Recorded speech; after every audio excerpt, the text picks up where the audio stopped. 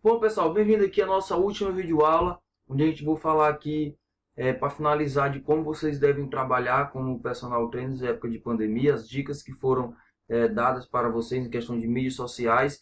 Logo após esses próximos slides, a gente vai ver como que funciona a metodologia para um treinamento, né, de treinamento funcional para vocês atender seus futuros clientes de casa, ou de alguma aula que você pode estar aplicando relacionada a treinamento, se você for realizar online ou residencial com o seu aluno. Os pontos importantes que vocês devem estarem de olho aí para poder prescrever essas atividades físicas, né? E exercício físico. Bom, pessoal, última dica aqui, né? O funil de grupo fechado. O que é isso? As pessoas estão mais atentas à própria saúde e à saúde de seus familiares. Dessa forma, estão em busca de ajuda de profissionais. A estratégia que muitos personagens têm adotada de oferecer dicas de treino exclusivo em grupos fechados de Facebook, Close Friends do Instagram ou em grupos de WhatsApp e Telegram. Dessa forma você ajuda ainda mais a crescer a sua lista do leads. Pessoal, esses grupos fechados ou funil, que foi funil de grupos fechados, que foi citado aqui, são clientes que vocês fecham grupos ali para estarem passando esse tipo de dica de treinamento e também seus treinamentos prescritos para esse tipo de pessoa. É outra forma aí de você conseguir manter ali sua renda, né? Então, continuando aqui, pessoal, personal trainer em época de pandemia, é importante entender que esse cenário há pessoas que tendem a tomar três tipos de atitudes. Eles vão evitar contato social. Ainda existe pessoas, por mais que a pandemia já passou alguns meses, mas existe pessoas ainda que evitam contato social. Ele corta gastos supérfluos e investe na segurança do seu negócio para garantir o seu sustento e direciona sua renda para mantimentos, higiene e medicamentos. E às vezes ele esquece totalmente do seu treinamento, que a atividade física, o exercício físico é a melhor forma de você se sair de medicamentos, cirurgias, né? Que sai muito mais barato praticar atividade física, exercício físico, do que ir a compras de medicamentos. E também, pessoal, tem a questão do instinto de sobrevivência, né? Do pessoal que sempre vai falar mais alto. Bom, pessoal, o personal trainer em domicílio, né? A criatividade é sua melhor amiga desde desse profissional. E pouco espaço, materiais simples e alunos que detestam academias. Saiba como ser personal trainer em domicílio e os pontos que mais necessitam de atenção. E muitos preferem também um bom exercício em casa ao invés de ir para a academia. Evitar estresse em trânsito, não se preocupar com o modelito e fugir dos aparelhos de musculação são um dos motivos que fazem os alunos optarem por um personal trainer em domicílio. E vários outros motivos que influenciam essas pessoas a querer atendimento particular em sua casa. Continuando aqui, pessoal, como ser um personal trainer em domicílio, né?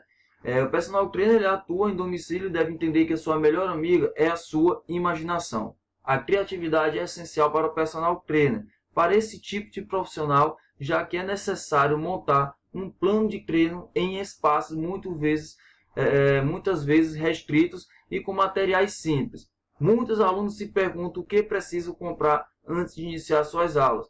Quando responde que nada, apenas uma roupa confortável, a reação dele é sempre de dúvida e insegurança, pois ele não tem aquela mentalidade, a criatividade e exercício físico que um personal trainer deve ter para poder prescrever exercícios físicos, né? Muitas vezes você utiliza um material encontrado em casa ou até mesmo com exercícios livres, que o treinamento funcional trabalha muito com o peso do corpo.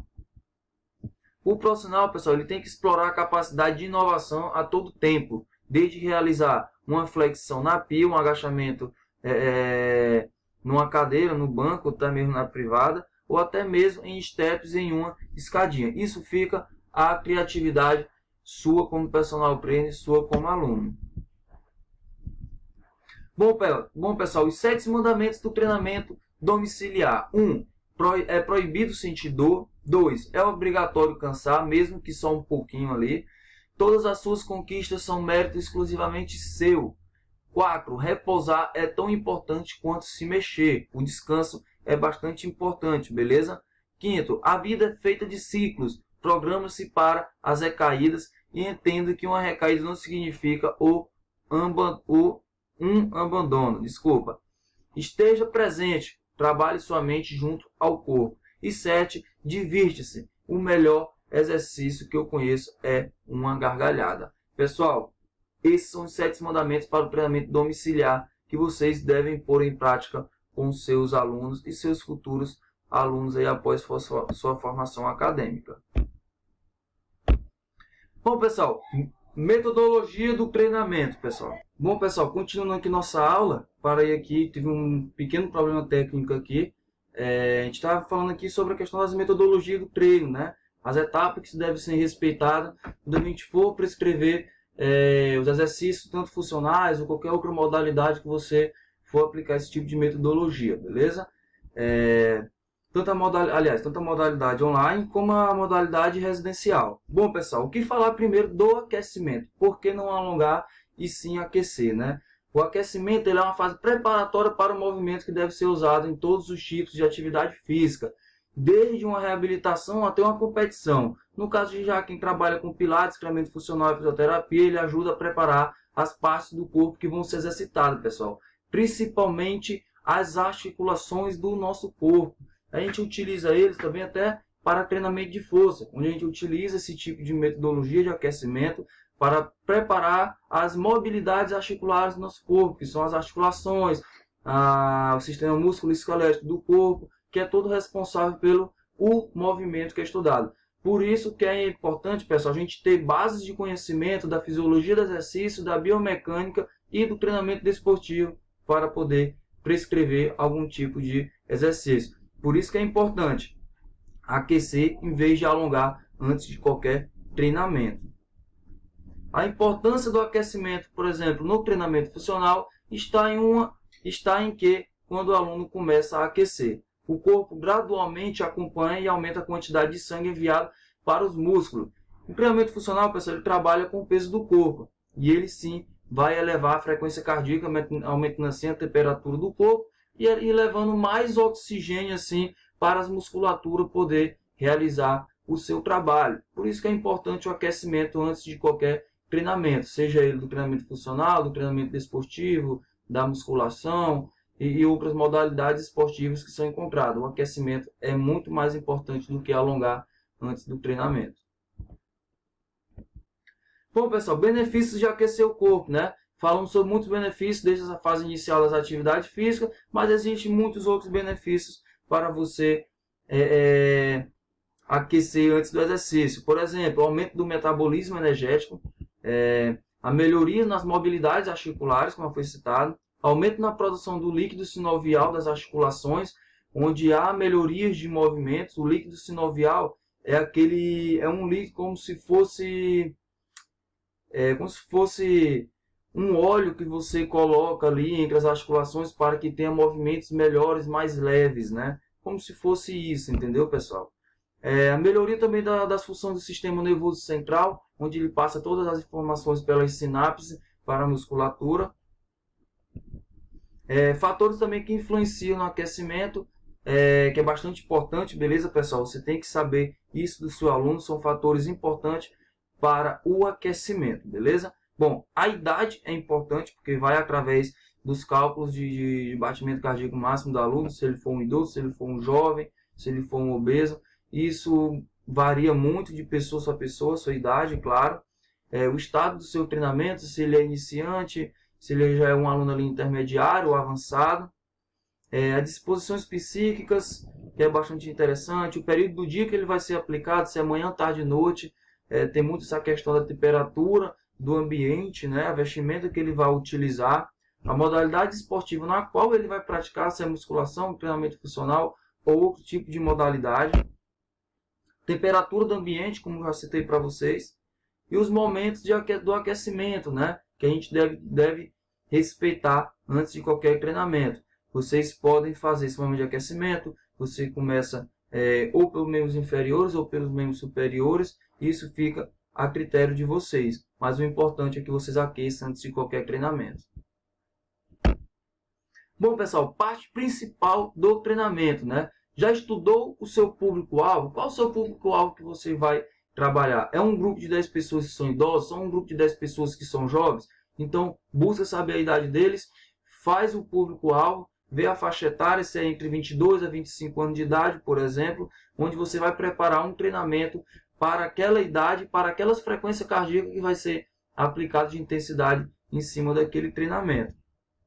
São pessoas com boa qualidade de vida e saúde? São sedentários ou não? Qual a faixa etária dos seus clientes? Né? Tem uma base de dados, que foi como eu citei para vocês, você já estudou o seu público-alvo. O seu público é de grupos especiais, como eu também já citei para vocês, se são sedentários, se são obesos, idosos, portadores de doenças hipocinéticas. Qual a intensidade correta do treinamento? Terá controle de frequência cardíaca do indivíduo? Você sabe calcular a frequência cardíaca do indivíduo para prescrever esses exercícios? Qual o objetivo do seu treinamento? É emagrecimento? É ganho de massa magra? Você tem que ter um objetivo para poder você prescrever o exercício na parte principal do treinamento, que é onde a gente vai buscar os objetivos dentro do treinamento, é na parte principal. Esses, pessoal, são alguns dos questionamentos que devemos levar em conta na preparação principal do treinamento. O relaxamento ou volta calma, pessoal, concluindo assim a nossa estrutura de treinamento, né? Alongamento, que é bastante importante. Por que do alongamento? Os exercícios de alongamento, quando corretamente feito após o treino, ajuda a relaxar toda a musculatura de modo que você ainda estará contribuindo para a melhora de sua flexibilidade. Então, pessoal, o alongamento é mais interessante porque quando você alonga a musculatura, os ácidos graxos que fica ali, que deixa a sua perna pesada, seu membro pesado, o segmento, o que acontece? Está cheio de ácido graxo lá por conta do cansaço, né, das quebras de glicólise, de fonte energética passando ali pela musculatura, pelas fibras e as miofibrilas, pelo sarcômero e tudo.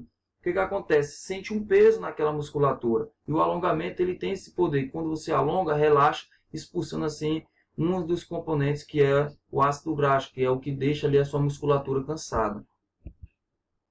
O alongamento após o treino, pessoal, ele deve ser feito de maneira calma, contínua, de modo que você respire lentamente entre os movimentos e consiga ir relaxando aos poucos. Portanto, é preciso estar confortável com os movimentos realizados. E outro ponto que deve ser bastante importante no final do treinamento, pessoal, quando você está relaxando ou a volta calma.